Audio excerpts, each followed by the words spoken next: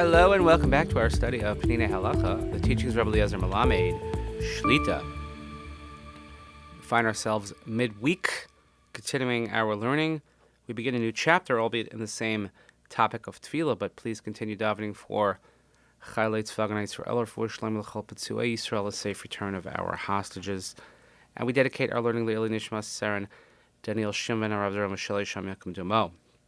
So the next chapter is called Minyan. And the first paragraph in this chapter is called Ma'alas HaMinyan.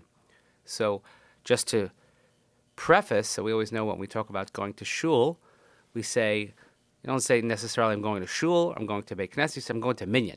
Did you go to Minyan today? Did you daven with the Minyan today? So let's talk a little bit about the Minyan. Asara meYisrael she'oskim b'Torah b'Tefillah, Shechina shori mahem. When you have 10 Jews who are studying Torah or they're davening, the divine presence dwells with them, Shenemar, because the pasuk in Tehillim says, Elokim nitzav ba'adas kel. V'amnam gam she'echad miYisrael mispalal or lo made hashchina sharimo.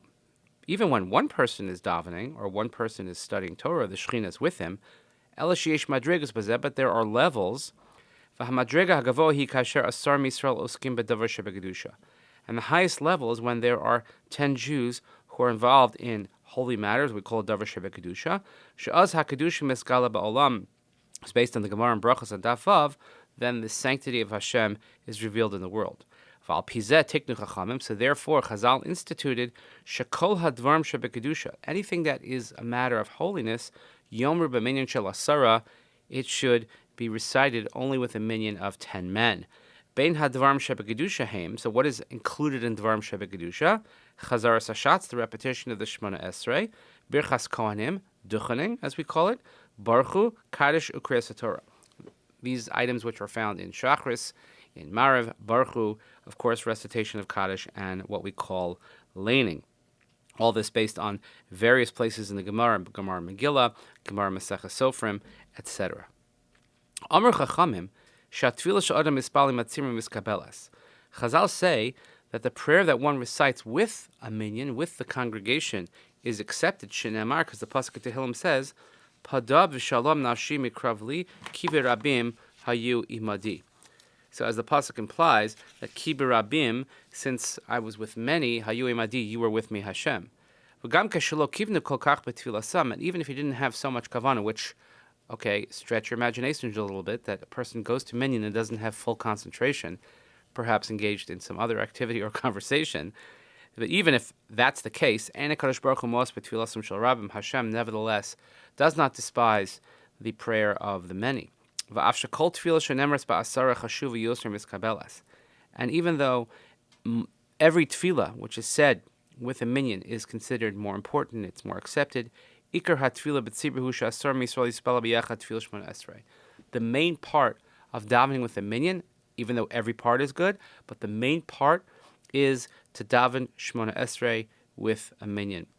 So we'll see this as we go on, but if a person, let's say, is late to shul, I'm just adding this in on my own, it's something that people don't always realize, but if someone is late to shul and you want to know where to catch up, the key thing is to be able to get to the silent Shemona Esrei together with the minyan. That's the most important part.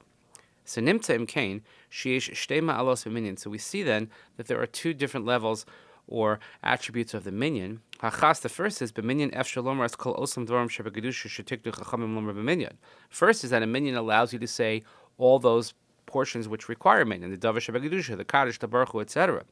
Hashniya, the second level is b'zchus haminyan hatfilah miskavelas, that in the merit of the minyan, your tefillahs are accepted.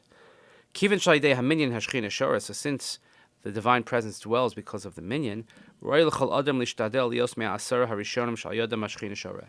if it's based on those 10, so you want to be one of the first 10. The Gemara discusses the Maila, the great quality of being one of the first 10 in the minyan.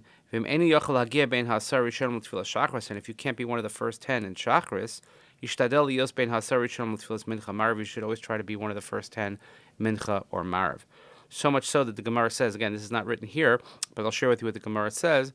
The Gemara says that if you're one of the Asar Rishonim, then you get the reward of everyone else who comes afterwards. So that's pretty good inspiration to come to shul not only on time, but certainly to be there even a little bit early so you can be part of the Asar Rishona. But here again, we begin these conversations and these chapters about davening with a minyan. So just to give you a little bit of a preview, so we talk about the reasons for davening with a minyan, what is considered a minyan, what is the obligation of davening with a minyan, is it better to daven alone, let's say, and have concentration, or daven with a minyan, who can be counted in a minyan, what happens if you're already in the middle of davening, can you count for a minyan where people leave? So there are all these practical shul questions that come up, but things that we all have to know. So this is an exciting path that sits ahead of us as we traipse down one by one. So in the meantime, thank you so much for joining us. Please continue davening for Chayalei Tzvah and Yisrael, for Shalom L'chol Pitzvei Yisrael, safe return of our hostages.